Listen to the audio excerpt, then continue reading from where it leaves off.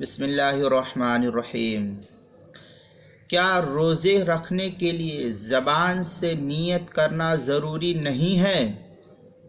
جواب: نیت کے لیے زبان سے تلفظ کی ادائیگی ضروری نہیں ہے، بلکہ محض دل سے ارادہ کر لینا ہی کافی ہے۔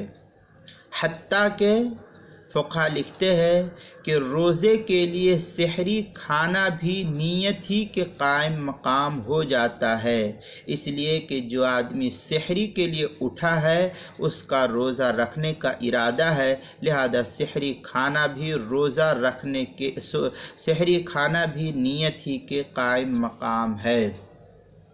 چنانچہ ہندیہ کی عبارت ہے وَالنِّیَّةُ مَعْرِفَةٌ، اس کے تحت نقل کیا ہے فتاوی ہندیہ میں، اور آگے کہتے ہیں وَالتَّصِحُّرُ فی رمضان نیہ، اس کے تحت نقل کیا ہے فتاوی ہندیہ کی پہلی جلد 195 صفحے پر در مختار، جو زکریا بک ڈپو کا چھپا ہوا نسخہ ہے، اس کی تیسری جلد 345 صفحے پر، اور فتاوی تاتار خانیہ جو زکریا بک ڈپو کا چھپا ہوا نسخہ ہے، اس کی تیسری جلد 368 صفحے پر۔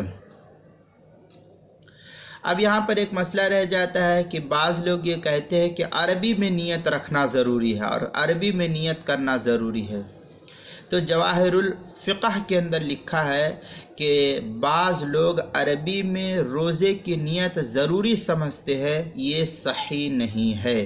اس لیے عربی میں ہو اردو میں ہو، اللہ سب کو جانتا ہے، آپ جس زبان میں مانگے، جس زبان میں نیت کرے، اللہ ان تمام زبانوں کو جاننے والا ہے، لہذا کوئی ضروری نہیں ہے عربی ہو، جس زبان میں کرے وہی نیت ہے آپ کی، دل میں ارادہ کر لے وہ بھی نیت ہے۔ چنانچہ اس مسئلے کو جواہر الفقہ کی پہلی جلد 378 صفحے پر نقل کیا ہے۔